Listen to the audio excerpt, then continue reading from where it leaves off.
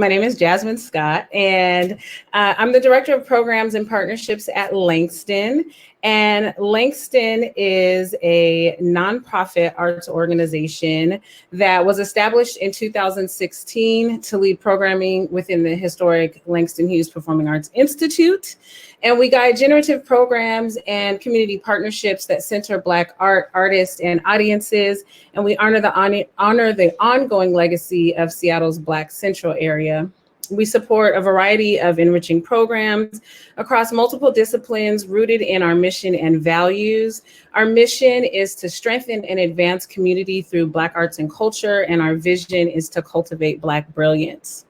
And as the Director of Programs and Partnerships, I have a ton of responsibilities, some of them that include establishing and maintaining our key partnerships and collaborations, develop, monitor, support, and implement all of our programming, develop and maintain community relationships that sustain our mission, lead the coordination of all of our marketing efforts that include local and national media, social media, newsletters, things like that. All of our programmatic admin, like, coordinating deadlines, budgets, oversight and supervision of our staff and contracts, and basic day-to-day operations. And then, of course, monthly reporting to our executive director and board of directors, and partnering with our building partners. So I was led to this work in the arts world through a few different avenues. My mother has been an arts and community advocate for over 40 years, serving on several boards and as a Seattle Arts Commissioner. She's worked in radio and television broadcast and theater and TV production. She's taught, she's done management, curating, consulting. She's currently in the final development stages of her nonprofit organization, which is a Black arts retail space that will be in the Central District, set to open in 2022. And she also recently launched the podcast that she co-hosts with Marcy Silman, formerly of KUOW. And so as her middle child, I call myself her closest child, I've always been really, really close to her and watched her work and developed a natural interest in the arts. I also became involved with Langston Hughes at a very early age, participating in the camps and youth theater productions here, as well as working here every summer throughout my teens. My involvement here and in other activities within the community expanded my exposure to the arts, especially with a cultural focus, and I became more and more interested and naturally more involved. Over the years, I also became acquainted with and developed relationships with a number of artists throughout Seattle, and I was later inspired to develop my own production company based on the in-kind support that I was providing for many of my friends. I was often handling things like, collision in my office, sorry about that. I was often handling things like marketing and booking, stage management, and other supports, as well as consulting on many live show productions. And in 2009, I started the Town Entertainment as an official production entity to produce, present, and promote live music events, both independently and collaboratively with other production companies, as well as artists and venues. And I also oversaw booking and management for a few artists as well. My primary focus was to provide a platform for well-known and up-and-coming local artists, and I was also able to present and co-present several national and international acts here in Seattle. And then in 2012, I co-founded 50 Next, Seattle Hip Hop Worldwide, with Aaron Walker Loud of Big Roll Breaks. 50 Next was a project created in partnership with the Seattle Center Foundation as a part of Next 50, which was a celebration of the 50th anniversary of the World's Fair here in Seattle. 50 Next is an online project created as a digital time capsule of Seattle hip hop, and features a compilation of Northwest hip hop music and a short film documentary. And then from that project, Aaron and I were invited to co-curate an exhibit on Seattle hip hop at the Museum of History and Industry. The Legacy of Seattle Hip Hop exhibit ran for 8 months at MoHi and featured over 150 items and personal artifacts loaned from local artists and luminaries, which was more than any other temporary exhibit previously at MoHi. It also included interactive experiences and special programming throughout the run that included live DJ sets in the gallery, community events, panel discussions, and a closing party. In 2016, the exhibit was recognized by the American Association for State and Local History and awarded us the Leadership in History Award, which Aaron and I accepted at the ceremony in Detroit, Michigan. I'm also called upon often to moderate and lead discussions, much like today, or host programs and events in the community. I've been honored to interview people like actress Gabrielle Union, artist Gary Simmons, filmmaker Sam Pollard, and author and historian Dowdy Abe, to name a few. Everything I've done over the past several decades has really positioned me to do the work that I'm currently doing at LANGSTON. And I'm really proud of the work we do because it's a direct reflection of the things I'm very passionate about. So to close out my presentation, I just want to share a quick video that we recently put together that gives a really good visual overview of our work of cultivating Black brilliance and amplifying Black arts and culture. So here it is. Hopefully. Black. Black like bebop and Bessie Smith blues. Black like Bad Morning and Bouquet by Langston Hughes. Black like the beatbox of Big Buff and Biz Marquis. Black like the black love of Ozzie Davis or Ruby Dee. Brilliance. Brilliance like the millions who marched on DC, getting bussed in as Bayard Rustin gathered the crowd for King's Dream. Because Black excellence is not just a testament of the tenacity of the will, it is the rule and not the exception of an exceptional people who still have to navigate a landscape that was painstakingly designed. So we sell faith with no fail safe, even though we never felt safe enough to shine. But shine we will, from Basquiat to Barack, from the Black Madonna to my eye. From Tallahassee to Timbuktu, from St. Louis, Missouri to Mogadishu. Black brilliance is what I see. Black brilliance is you. Black brilliance is me. All right, so now that I got that out the way, we can actually introduce our panelists and get this conversation started. And so I'll start by just doing some quick introductions of everyone, and then we'll get into the conversation. And if you guys want to also tell the audience any more about yourself, I think that would be great, because I know these bios that we have are just really just small snapshots of who you guys really are. So we'll start with JJ, who is a touring musician, a talent buyer, and production coordinator at the Vera Project. JJ is a queer, non-binary Chicana touring musician and talent buyer brought up in the DIY music scene of Seattle. After moving to Seattle from rural Washington, they played and booked house shows for their own projects until they became a collective member at Black Lodge and a talent buyer in Sound Gig Presents.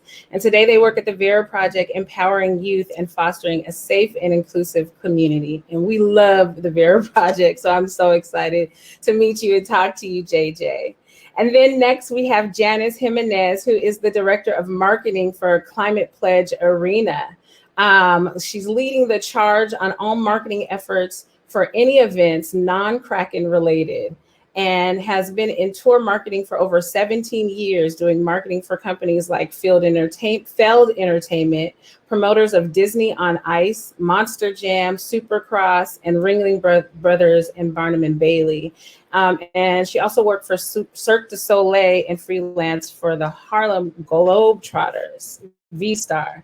So that's amazing. So I can't wait to talk more about what's coming to Climate Pledge this year. And then we have Evan Johnson of Neumos. I've spent so much time at Neumos, so I'm ready to get into it with you. Maybe that's TMI, but I've spent a lot of time there.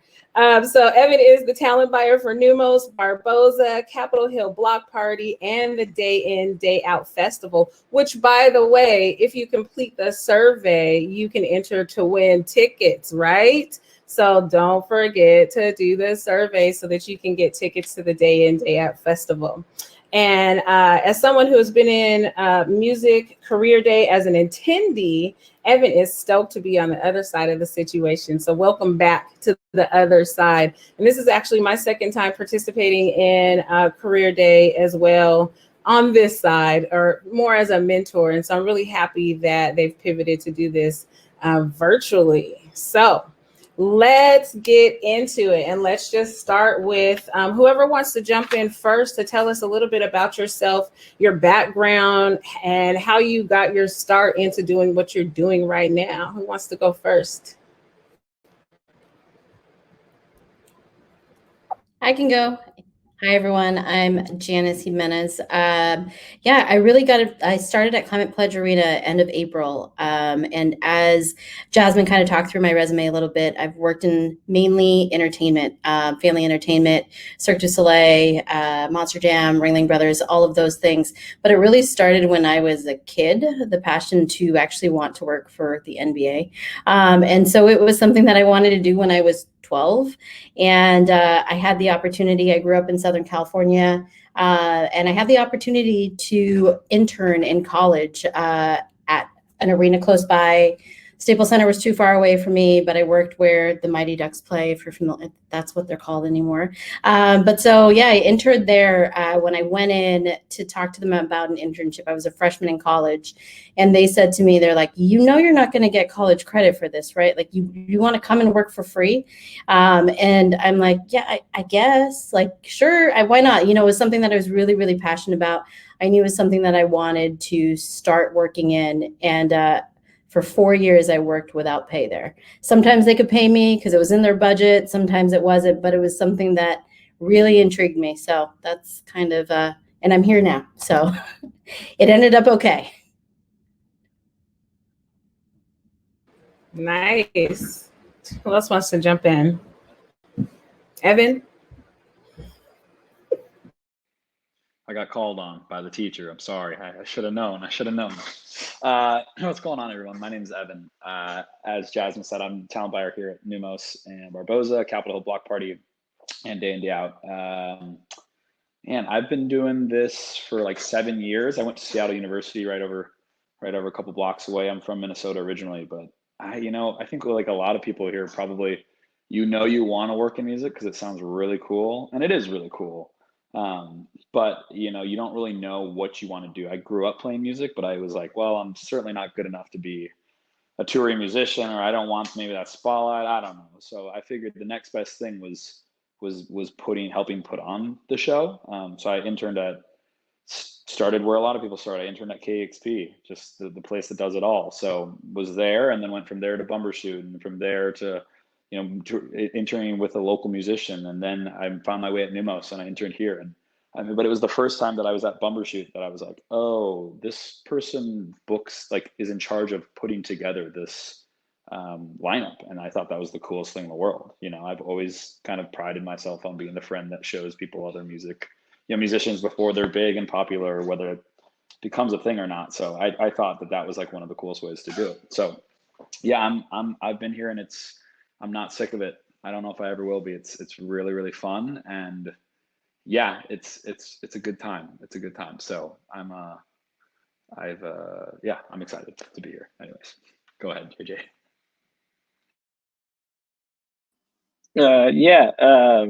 JJ, thanks for the great introduction. Happy to be here. Happy to see Evan, who I don't think I've ever actually seen, but I email all the time for the first time. This is funny. I got into this. One of my friends, when I was in middle school, just told me I was going to be in a band. And I had never played an instrument, never done anything like that. And next thing you know, we're sneaking out, going to shows. And that turns into me going to DIY shows in Portland because that was closer than Seattle. And eventually I moved here instead of going to school, and was trying to get shows for my band, and figured out how to book my own band, started joining more bands, started booking shows for those bands. And next thing you know, getting text messages from people in California to book their band, and all I'm doing is house shows. Eventually started booking warehouse shows, moved in, and got here, just doing community-based events, trying to have fun. Nice. So are there any particular shows or events that you all have done that you're really, really proud of, or that have, gave you that excitement? I know there's been a few for me where it's just like, even if there's not a large audience, that doing the work of putting on certain shows is so rewarding. Are there any of those for any of you that you want to talk about?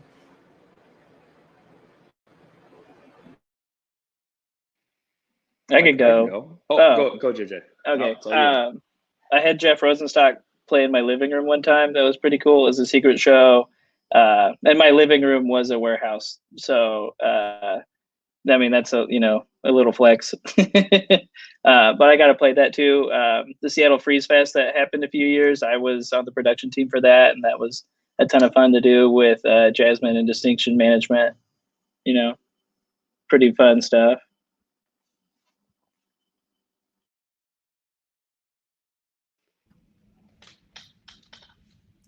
Go ahead, Evan.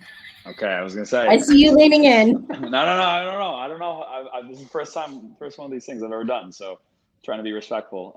I guess I'll just state the obvious of every year for Capitol Hill Block Party. I think I could talk about other shows, but that one's so rewarding just because it comes once a year and there's so much work that goes into it. And 2019 was the last time the festival happened due to COVID, but that year we had Lizzo play, which is like the example we'll forever talk about because never in a million years will it ever happen again. And there was something so incredibly special about that set, and I don't think anybody will forget it. It was A, the most people we've ever had at that festival, but B, it was just like this.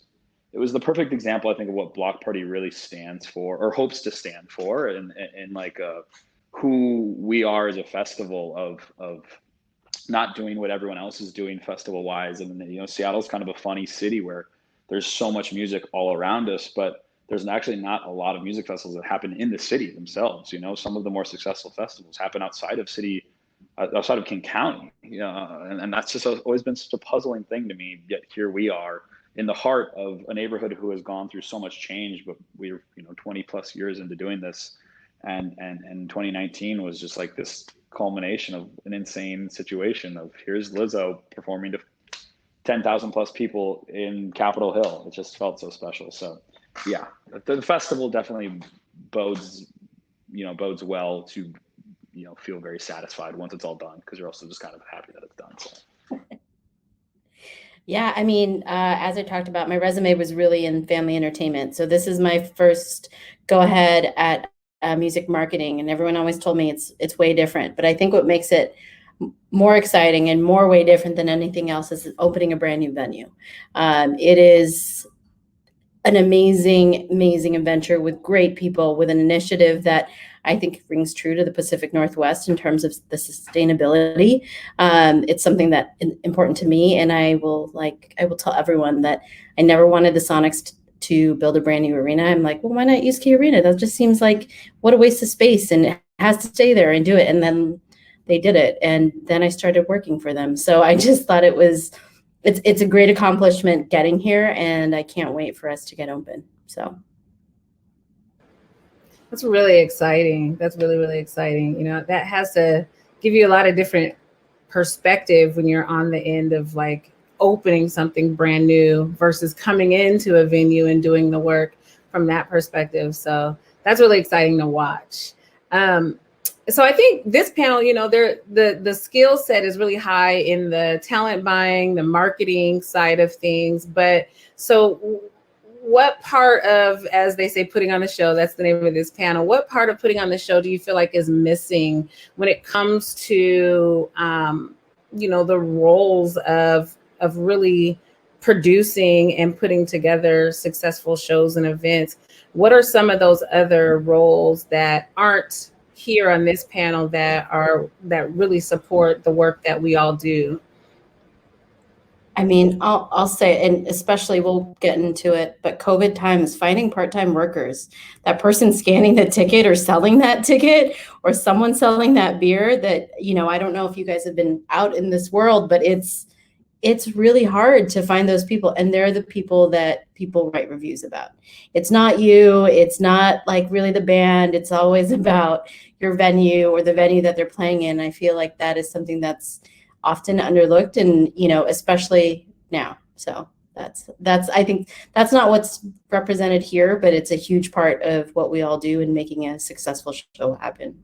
So Yeah, that's a really good point too. Not to cut you off, but I really appreciate that you said that, because I think that when, for some people, when they're interested in getting into the industry and being behind the scenes, you automatically think of these larger, what people consider more important roles. But even the part-time work, the people that are there in the box office, the people that are working the venues, they are vitally important. That's such a good point. Those are the people that are getting the reviews, because they're really responsible for the audience experience, sometimes more so than the performers themselves, because it's the people working, the bartenders, all those different people that are really working to make sure that we as audience members are having a good time. So I appreciate that point. And that's something for people to be thinking about when you want to kind of sneak your way in. Sometimes you start there and then move up. I know a lot of people who have done that.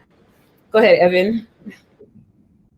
I was just going to echo that it's, at Neumos, it's kind of funny because I'm in our office right now, and there's only about 3 or 4 of us that are here on a daily basis, 9 to 5. But, if you think about the Neumos staff as a whole, it's 100+ people, because there's so many people that just are on the night side of things, from production managers, sound techs, light techs. There's, that whole staff is so much bigger than what we are in the office. So, and I think for all of us, we're in the business of creating an experience, and as Janice said, like, all these little people that you interact with are part of that experience. If there's a good security guard who looks out for you, or if there's a bad bartender, or if the lights are off, it's all a part of it. So there is a lot more just beyond who's on your screen right now, as far as what makes a show happen. And those production people are some of the most hardworking people. Those are the ones who show up in the beginning and they close the stage down at the end of the night. It's really incredible stamina and problem solving that they have. So yeah.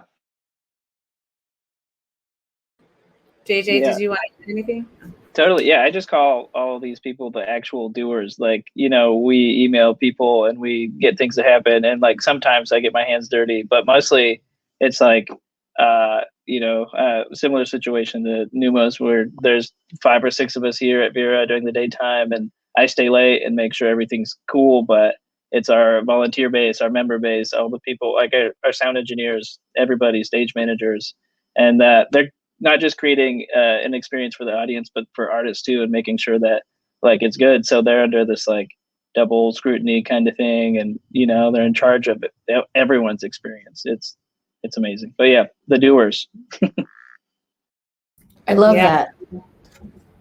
Yeah, that's exactly who they are, the doers. They're the ones that make everybody else look good, and they're often underappreciated. So I appreciate that from everybody. So let's get into how talent gets booked. And so let's start with you, JJ, actually, because I want to hear about it from especially from the work you're doing at Vera. What's the process of booking talent there? Do they approach you? Are you approaching them? What kind of gigs and events are you guys doing? You guys are kind of unique too at the Vera with the kind of shows and events that you do. So that's why I wanted to start about you, to just give us a little bit of insight into how that works for you guys at the Vera. There's so many ways that I found myself booking bands, whether it's just meeting somebody at a gas station and finding out that we're both going to the same house show, picking up yerba mate, or getting cold call emails, having people give out my phone number. But I like to say that Vera, we get all the up and coming people, and they, we'll get them twice, and then Neumos starts to get them when they're like picking up in town, and people realize how, they slept on like a band like Pup, who's right here, and now they're playing Showbox and stuff like that. But yeah, it's like a lot of word of mouth. I go to a lot of shows and I try and find people that I like, bands that I just think are good people and deserve to be uplifted, people that aren't represented a lot. In the Seattle music scene, we get to play around with a little bit more because our shows are a little more low stakes at times. So a lot of freedom to just find local bands and really uplift the local community. But yeah, so many different ways to get booked on a bill. Sending out EPKs is like a thing that I've noticed is like a trend lately, and I'd rather just get a Bandcamp link. But it's amazing that they're putting in all this hard work when they could just do that. What's in we should get into that too later too. Just how things have changed when we start to dig into that and give some advice on what are the simplified methods for folks if they're looking to get booked at venues. Evan, what about you at Neumos? What's the process? Neumos, Barboza, yeah, party, all the things. Yeah, for us, Neumos and Barboza are in a cool spot because Neumos is primarily touring stuff just by the nature of it. The room holds about 700 people. And so if I have a band with some friends, like I don't have 700 fans that are going to come. I'm probably just playing for fun, So, and that's what's great about Barboza. It's like Barboza holds 200 people, so it's like, all right, realistically, if I really tried my hardest, I could get 50 friends out probably. So it's like it's a good balance between we do a lot of touring stuff, but we also have a heavy hand in the local scene and doing a lot of local shows. So. But the process for like a touring artist is most touring artists are represented by an agent, at least on the Neumos side. So the agent's going to reach out to us basically with the information of the tour that they're trying to put together. So look at these dates, send an offer based off these parameters, ticket price, age restrictions, different, things that they need accounted for, whether they're expecting us to pay for their backline, their equipment and all that kind of stuff. So and from then you just kind of send out the offer and hold the dates and work from there. When the agent is ready to confirm a date, then you work to clear out any other possibility on that date and give them the date. So it's a fun process because a lot on any given date in the busy times, you could be looking at 10 to 15 shows that you have offers out to. But it's also like, okay, I can't really make something happen out of nothing. I can't just call up my favorite band and be like, hey, come play a show, because it doesn't make sense. Like they wouldn't fly out to Seattle to make a couple $1,000s, but when you do 25 dates, then that's where it makes sense for them to really justify the cost of touring, because it is pretty expensive. So it's the local side of things. I think JJ touched on it well. Like it's a lot more word of mouth. It's a lot more community focused and putting together what you can. So I'm glad you brought up Barboza too. For folks that aren't familiar, I was so happy when y'all opened up that space downstairs and created that intimate, smaller feel, so that just like you said, local folks kind of had that access to be able to still kind of be in that space, in that neighborhood, in that hub where a lot of events and music is happening, without having that challenge of trying to fill a 700 capacity room. And so Barboza really filled a need for a lot of local acts to be able to do great events. I've had events there and been to plenty there, and I love it. It gives you a little old kind of smoky room, dark feel that we really like. So I love it there. So Janice, what's been the process?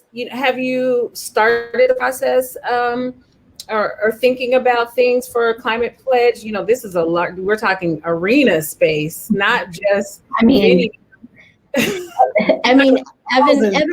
when he talked about touring shows, that's really pretty much the process, but on a little bit of a bigger scale, right? Like we're a brand new venue. We've announced 20 shows since the weekend was the first show we announced, and it feels like we're announcing in a show every day. I don't know. Maybe every other day. It's crazy. And I'm sure you guys are experiencing that too, Evan, but it's crazy. And I think the other added element when you are booking a venue that has like a tenant, like we have the Kraken, right? So you have to compete with the NHL schedule. What do they want? And then, and then we also have the Storm. So what days do they need? And then what's touring through there? I know that can be a very, it's a big, huge piece of our puzzle that our programming team does when they're going and booking these shows, but they do a fantastic job, and they're on the ball of it. And so, they'll have shows on hold for, okay, we'll hold you this date. I know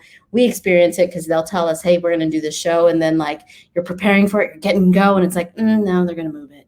So like the tour wants to move this, or they want, and, COVID too, right? So that's like another piece to it. They don't want to tour. They want to cancel, like, all of that. So, which everyone has been experiencing. So I'm not in the day-to-day with it in terms of the marketing side, but we work very, very closely with our event bookers. We call them the programming team at Climate Pledge Arena. And it is really, we work step and step. So yeah. Thank you. And since we're about halfway into the panel, there's some reminders that I forgot to announce in the beginning at the top, but I do see that there's some questions that are coming through the Q&A. Don't forget, if you do have questions for any of the panelists, to drop them in the Q&A. We will get to them towards the end of the panel. And we're kind of keeping our eyes on them. And so some of your questions may end up getting addressed throughout the conversation, but feel free to drop them in as you're listening and things come up for you.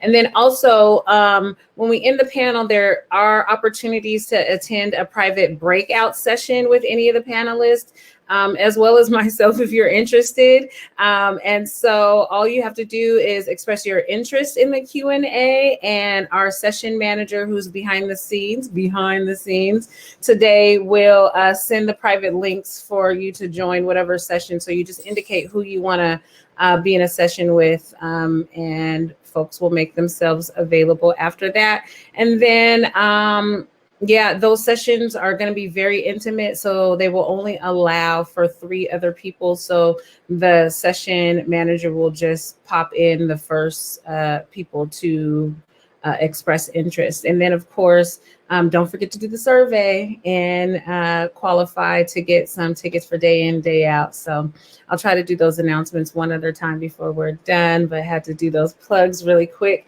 And then let's get into this next question, which is going to kind of get into what we've all been talking about for the past year and a half, which is what has changed due to COVID. And I feel like that's a really complex question because things keep changing. And so, yeah, things changed March 2020, and then they changed again by October, and then we reopened, but now we're looking like we might be phasing back a little bit. And so, I know that I've faced tons of challenges and frustrations with just the unknown that we're facing. And so how are you guys dealing with that? And talk about some of those changes that you've had to make since we've been hit with this pandemic in 2020. Anybody can jump in.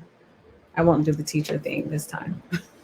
I can go. At Vera, we almost instantly started doing streaming and like trying to, let artists have at least like a platform to express themselves and people to like have some semblance of that. But we definitely focused on like kind of mutual aid work, but mostly just fundraising for other venues that can't fundraise for grants or do things like we were doing. But COVID definitely changed a lot, like artists that didn't have access to like good recording gear or a decent camera couldn't be featured on streams, or people that didn't have like reliable internet connections or anything like that can't really participate in art that way. So it was like it's been really hard, but I focused on finding the people I can. I think someone just knocked on my door, sorry. Finding, like anybody I could and getting the money to do whatever they could, 5-10 minutes of just online programming, it was, yeah, I feel lucky that we were able to do that.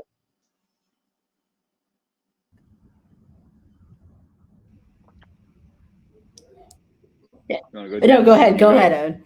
Oh, I was just going to kudos the Vera Project, because that was, in the face of a huge question mark, and everybody, a lot of people just threw their arms in the air of like, what am I supposed to do? Like, we got to give up. And for the venues like Vera that took on the challenge of streaming stuff is just incredible, and it speaks volumes to just who they are as a brand and as a venue and a community. But yeah, on the Neumos side of things, again, kind of touching on like, I mean, we went into full hibernation essentially. It was we book shows.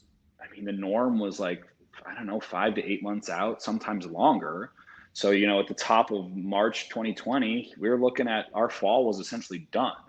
So it was like, okay, so what do we do here? Are we just rescheduling things to this like, no one knew when we would actually be able to do shows again, and clearly maybe we made the wrong guesstimate of when we could properly bring shows back. So, it was a lot of like kick the can down the road and figure it out. But, we had to scale back our entire staff essentially, but me just to kind of, if we wanted to reopen, we needed shows to reopen to. So, we've been back open since July 1, doing just shows on the weekends in person. And even in those last almost 2 months, it's been like every week it seems like there's something new that we have to account for, and we're just trying to do our best of keeping the doors open while keeping people safe at the same time. And who knows how feasible all this is in the long run, but it's definitely changed our how we handle shows and just general cleanliness at the venue and things like that, because it's like, man, you don't realize really how gnarly some of these spaces can be when you have people just in. So I do, just quickly, I do think that it's also given a lot of artists, local artists, or just artists in general, it's kind of brought to light that they suffer just as much, even they don't have rent to pay as far as venue side, but all that kind of stuff. And it seems like it has kind of started a conversation of maybe more equal pay for artists, maybe more of a spotlight. I mean, I know outside of COVID, what's happened in our country in the last year and a half has absolutely led for more conversations about representation as far as just on any show or festival lineup. So I think there has been some silver lining progress in that way. So.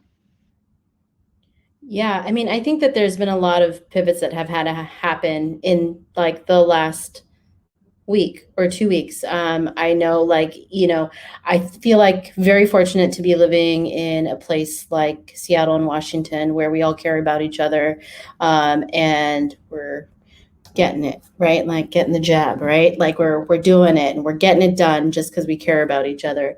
And there's other places that don't. I know California just instituted a law starting September 20th that venues over 1,000 people, it is going to be a mandate for what is it? It's either proof of vaccination or a PCR test. So then from a venue perspective, it's, I've been on some calls. It's like, how do you institute that? Who pays for that? What, how does that go down? Like, it's just a different world and a different way of thinking. And, it's crazy to me. And we announced our first show, which is the Eagles, that is a completely vaccinated audience.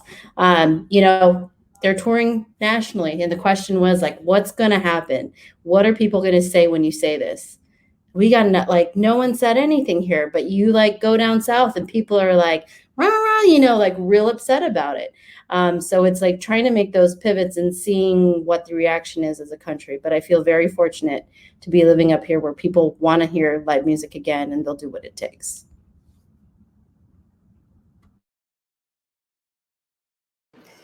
And there's a question actually in the Q&A that's related to the topic. So I'll go ahead and jump into that.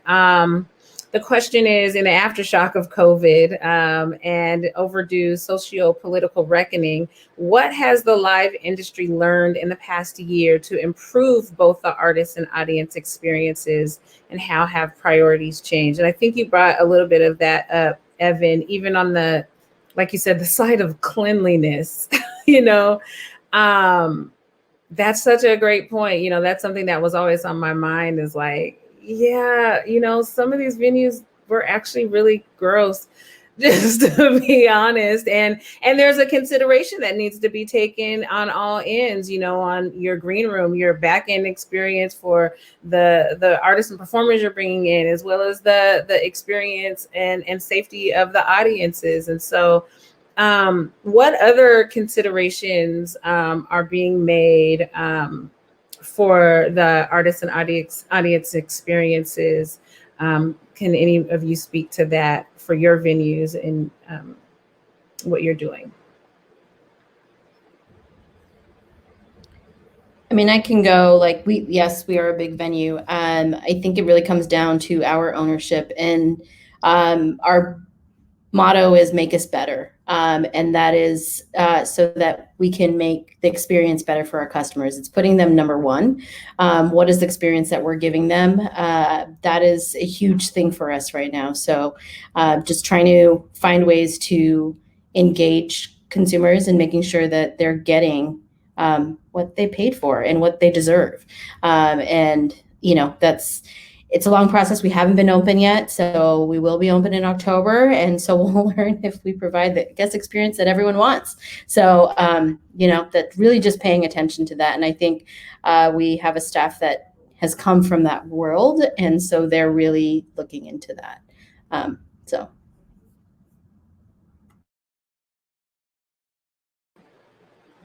Anyone else want to jump in? Any additional thoughts? No, that's cool. Sorry, this was for my headphones cut out right while the question was being asked. This was in regards to the question Grace asked in Q&A, right? As far as what is, yeah, I think I won't harp on it too much more, but I think there's just been a lot of there's been a lot of conversations as far as like representation on all lineups, you know, just making sure that it's not the same kind of cookie cutter thing that's always happened. And it's not necessarily that we're trying to, you know, fill quotas or anything like that. It's just like a conversation of like, on any given show, whether it's indie rock or hip hop or electronic music, like it shouldn't look like the same thing over and over again, because these genres are so diverse and especially locally, Seattle. I mean, you could have 100 favorite artists in any given genre because it's so eclectic. So that's been definitely a big conversation that we've had, especially when you're doing a lot of local stuff, which is, hey, here's one local band, and we're gonna round out 3 artists on a bill. Like, well, who else are we gonna go with? Let's go for this person. Let's go for that group. Let's do this and that. Versus just kind of like it seemed a lot more straightforward, or a lot more just like filling the holes prior to what's happened in the last year and a half. So it's a good thing. It's progress. It's productivity as far as, you know, conversations, and it's certainly not. It's not solved. It's not better as far as representation in music, especially on music festivals. It's one of the biggest things. If you can Google, you know, female representation on certain past festival lineups, and it's pretty ridiculous how much there is a lack of that. So certainly on Capitol Block Party, that's something that we've thought about for the last years. But it's definitely, even going forward, it's more in the front of our mind. So. Thank you. So I can't believe I just looked at the clock and it's like 5 o'clock already. These conversations go so quick, and I feel like we don't get enough time to actually like get into some deep conversation. But before we move on to the breakout sessions, it'd be great if we could just give the audience some insights into promotion. We talked about booking, but let's talk about promotion really quick, and just any insights into promoting shows and understanding your audience. I feel like this is a really key conversation because it's such a complicated, like promoting and marketing is hard as hell. Just to be very honest, it's not easy, and it doesn't matter what it is that you're promoting, what act, whatever. It can be very difficult. So can you guys offer some insights into that and how to get to your target audience when you're promoting? Yeah, I can hop in here. I would just say show up, go to shows, go be a part of your community, and, you know, get to know people, find out like what is going on, like if you want to start booking a certain kind of shows, go see what it's like there and like meet people. That's like the biggest thing is showing up and being a part of it, I feel like. Yeah, if you've never eaten chocolate cake and you're asked to make chocolate cake, it's going to be really difficult. So it's good to actually have that experience. And if you don't know how to make chocolate cake, then you should probably talk to someone who has experience making chocolate cake. You know what I mean? That's the easiest thing. I don't know every genre in the world, but if I need to talk to something, if I need to learn more about a certain community, I have talked to Jason Clackley at Vera Project, who's super into some of these DIY shows that I just don't know as much about, but I talk to him and he knows. So you got to lean on people. Yeah, very much. You got to lean on the experts, and it's okay. Ask questions. Ask lots of questions. It's okay. We don't know everything. You don't know everything. There's always going to be someone that knows more than you, and that I think is be humble in this business. It'll take you a long way. Ooh, that's a great point. Like humility takes you a long way, and don't think that you know everything. There's always people that can support you in your work and what you're trying to do. Don't think you're an island. That's the best way to like be unsuccessful in this business, is trying to do everything yourself. I do want to touch on, I hate that time is running so fast, because I do also want to have you guys offer just some advice for folks who are looking to get started in the field. We all came into it in different ways. Everybody comes into this business through their own unique channels. Some of us go to school, some of us, come up in community and just do different things to end up here.